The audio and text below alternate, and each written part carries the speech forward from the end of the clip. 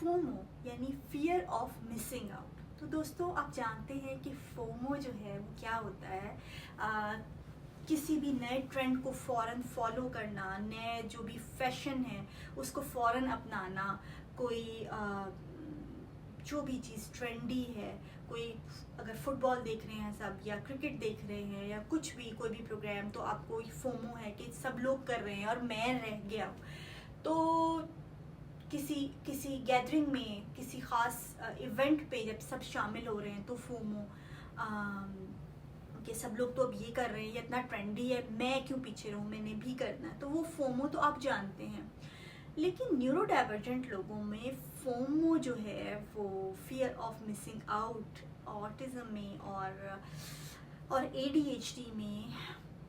ख़ास तौर पे बहुत ज़्यादा प्रोमिनेंट होता है। और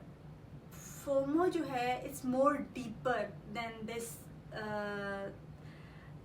फोमो वी नो कि कोई भी इवेंट है, कोई भी ट्रेंड है, ये सब। इनका फोमो जो है ये बहुत डीपर लेवल का होता है, और ये फोमो जो है वो आगे कभी डिप्रेशन तक में ले जाने की टेंडेंसी रखता है। तो दोस्तों, इनका फोमो इस तरह से है कि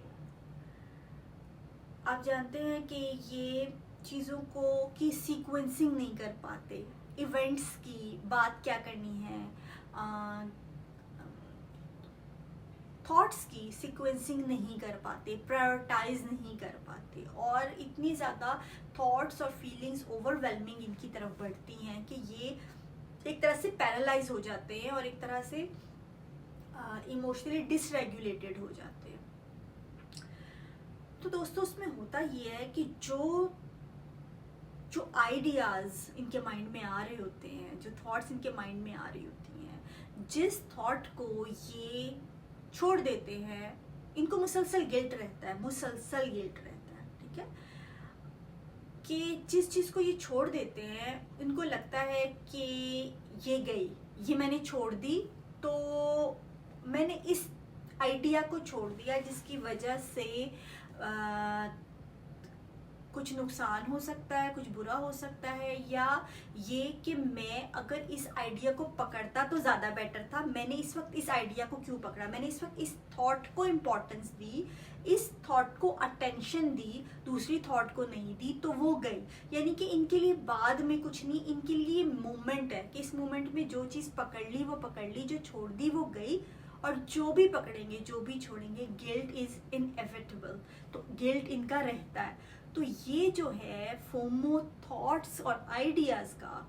या फीलिंग्स का, कि मुझे इस फीलिंग को सॉर्ट आउट करना है, इसके बारे में सोचना है, अगर वो उस चीज़ को नहीं पकड़ेंगे, जिसको हालांकि जैसे ये किसी मोमेंट में है, ठीक है, ये किसी मोमेंट में है, उस मोमेंट में जो भी कर रहे हैं इनको पूरा प्रेजेंट रह के करना है। लेकिन उस वक्त जो भी थॉट्स आ रही हैं, अगर ये उस वक्त छोड़ देंगे तो इनको ये गिल्ट फील होना शुरू हो जाता है कि मैंने उसको जाने दिया, फियर ऑफ मिसिंग आउट, उसको मिस आउट कर दिया, वो गया। तो ये चीज़ जो है, कई दफ़ा आपने नोट किया होगा कि ये तेज़ी से बातें करते जाते हैं, कोई भी थॉट आती है बोल देते हैं, और उसके पीछे वजह ये होती है कि इनको लगता है कि वो थॉट, वो जो मैंने बोलना था, अगर मैंने अभी ना बोला ना तो वो गया। मतलब हम कहेंगे कि हाँ भाई, महफिल है, जो स्पॉन्टेनियसली जो बातचीत हो रही है वो हो रही है, उसमें ज़रूरी नहीं है हर बात बोलना। लेकिन फियर ऑफ मिसिंग आउट इतना होता है कि हाँ भाई, वो बात नहीं बोली तो मिस आउट हो गई, यानी वो गई। तो इनको आपने नोट किया होगा कि ये नोट लिख रहे होते हैं चीज़ें स्कूल के काम में भी, कि ये भी लिख लूँ, ये भी नोट कर लूँ, ये भी अलार्म लगा लूँ, ये भी कर लूँ, क्योंकि इनको होता है कि मैं भूल जाऊँगा इस चीज़ को, ये चीज़ चली जाएगी। और it can lead to deep depression, because it can lead to such a deep guilt कि किसी भी चीज़ के बारे में थॉट्स हो सकती हैं, वो रिलीजन के बारे में भी हो सकती है, वो आपके मोरल वैल्यूज़ के बारे में भी हो सकती हैं। तो उनको लगता है कि हमने इसको सॉर्ट आउट नहीं किया, या इसको सोचा नहीं, या इसको अपनी अटेंशन नहीं दी, अटेंशन ना देने की वजह से ये थॉट गई। और इसके जाने का मतलब है कि इसके जाने का मतलब है कि मैंने सही रास्ता खो दिया और मैं गलत रास्ते पे हूँ। और गलत रास्ते का मतलब है कि it's like impending Doom. So impending Doom का डिप्रेशन, गिल्ट का डिप्रेशन, तो ये जो फोमो है ना, ये बहुत डीप लेवल पे हिट करता है और बड़ी डेंजरस चीज़ होती है न्यूरो डाइवर्जेंट्स के लिए। सो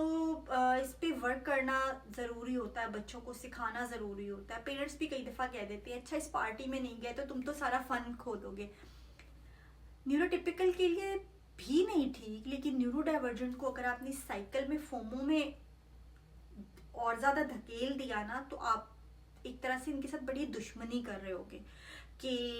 ये चीज़ इनको डिप्रेशन तक लेके जा सकती है। इनको ये सिखाओ कि एक बंदा लाइफ में सब कुछ नहीं कर सकता कुछ ना कुछ तो छोड़ना पड़ता है, एक चीज़ कर रहे हो तो दूसरी नहीं कर सकते। तो वो आहिस्ता आहिस्ता करके इनके माइंड को भी ट्रेन करने की ज़रूरत होती है, क्योंकि सीक्वेंसिंग नहीं हो सकती तो फिर वो मसला आ जाता है कि वो तो आप डीपर लेवल का प्रॉब्लम है, शायद बातों से कितना सॉर्ट आउट होगा, बट यू नो कुछ ना कुछ हेल्प की जा सकती है जितनी हम कर सकते हैं as a parent, as a teacher, as a friend, या अपने आप को भी हम गाइड कर सकते हैं कि कुछ ना कुछ तो छोड़ना पड़ता है। और बाकी ये कि सीक्वेंसिंग क्योंकि माइंड का एक ऑटोमेटिक चीज़ भी हो रही होती है, तो उसका वो इतना ज़्यादा इख्तियार में नहीं होती, उसको एक ख़ास हद तक इख्तियार में रखा जा सकता है, उससे ज़्यादा नहीं। कि न्यूरोटिपिकल के काफ़ी चीज़ें ये ऑटोमेटिक चीज़ हो रही होती है, तो वहाँ पे फिर ज़ाहिर है एक मेडिकल लेवल की चीज़ हो जाती है, उसको डिफरेंट ट्रीटमेंट होते हैं, डिफरेंट मेडिसिन, सारा कुछ होता है, वो तो डॉक्टर्स बता सकते हैं। लेकिन हम गाइड कर सकते हैं, समझा सकते हैं कि बच्चा जो है वो गिल्ट में ना जाए और डिप्रेशन में ना जाए, क्योंकि गिल्ट जो है वो ह्यूमन इमोशंस में ना एक मेरा ख्याल से सबसे ही नीच, सबसे मुश्किल इमोशन है फील करने का, क्योंकि इंसान गिल्ट में ना अपने आप से दूर हो जाता है। जब इंसान सैड होता है ना, जब तो सैडनेस में भी एक कंफर्ट होता है, क्योंकि हम सबसे ज़्यादा अपने करीब आ जाते हैं, ऐसा फील होता है जब हम सैड हो। लेकिन गिल्ट में ऐसा होता है कि इंसान गिल्ट और शेम में ना खुद को ही अबेंडन कर देता है। इससे ज़्यादा अकेलापन क्या होगा कि इंसान खुद को अबेंडन कर दे। तो खुद सोचिए कि कितना हैवी इमोशन है कैरी करने के लिए, और सबसे ज़्यादा जल्दी डिप्रेशन में ले जाने वाला इमोशन यही है। तो इससे दूर रहें और बच्चों को भी दूर रखें। तो चलिए ठीक है दोस्तों, नेक्स्ट किसी वीडियो के साथ आपकी खिदमत में हाजिर होंगे, तब तक के लिए अल्लाह हाफिज़।